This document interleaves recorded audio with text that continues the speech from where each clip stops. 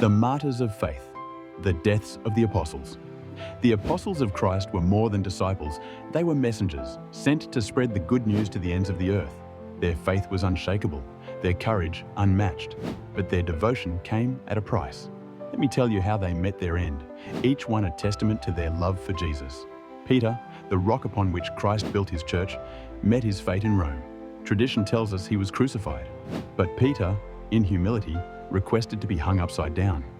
"I am not worthy to die as my Lord," he said, and so he breathed his last, a witness to unyielding faith. Andrew, Peter's brother, was crucified in Greece. His cross was shaped like an X, and for 2 days, as he hung in agony, he preached the love of Christ to all who passed by. In death, he turned hearts toward heaven. Greater, the first of the apostles to be martyred, was beheaded by King Herod in Jerusalem.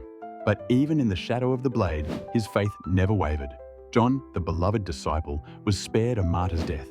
Though he faced exile on the island of Patmos, he lived to an old age, leaving us the book of Revelation.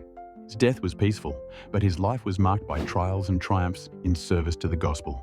Bartholomew faced unspeakable suffering in Armenia. He was flayed alive, his skin stripped from his body, but he never renounced his faith. His courage was his crown.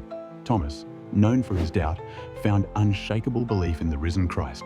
He traveled far to India, where he was pierced by spears, his blood a testimony to the faith he once questioned.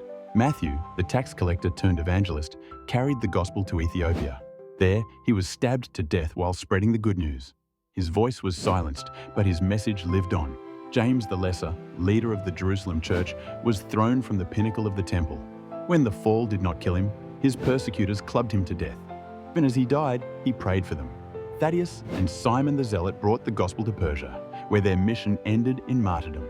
Simon was sawed in half, and Thaddeus was struck down with an axe. Together, they entered glory. Matthias, chosen to replace Judas, took the gospel to Ethiopia.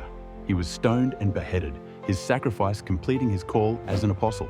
And Paul, the apostle to the Gentiles, was beheaded in Rome. His words still echo in our hearts. "I have fought the good fight. I have finished the race. I have kept the faith." These men were not just followers. They were bearers of the light, willing to give their lives for the truth of Christ. Their deaths were not defeats, but victories, testimonies to a faith that conquers even the grave. And so we remember them, not with sorrow, but with awe and gratitude. Hit like, subscribe, and comment to support us.